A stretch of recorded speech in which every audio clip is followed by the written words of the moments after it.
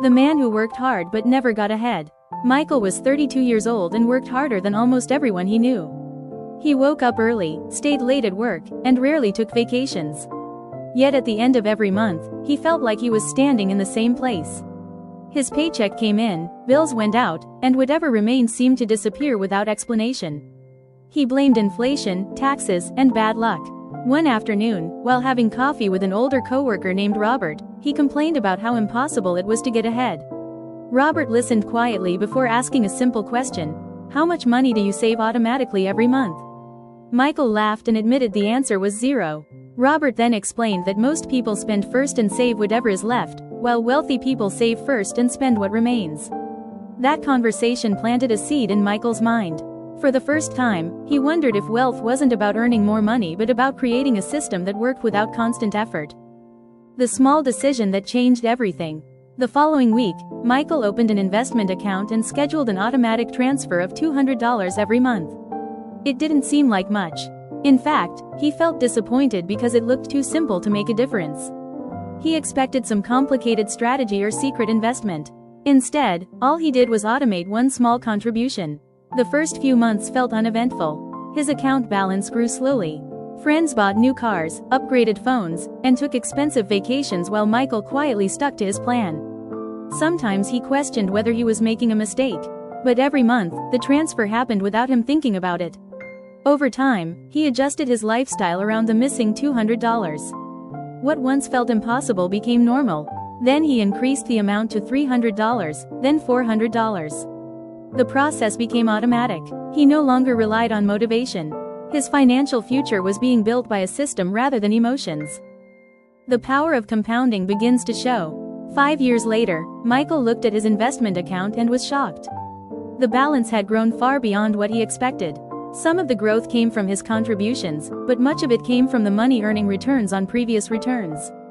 For the first time, he understood compound growth. It was like planting a tree.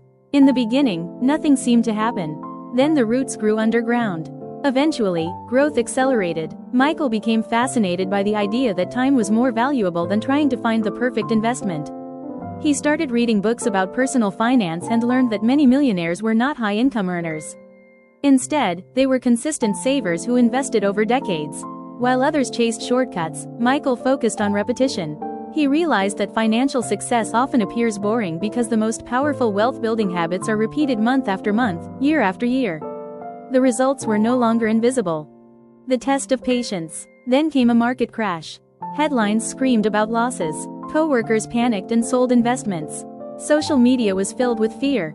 Michael watched his portfolio decline significantly. For a moment, he considered stopping his automatic investments.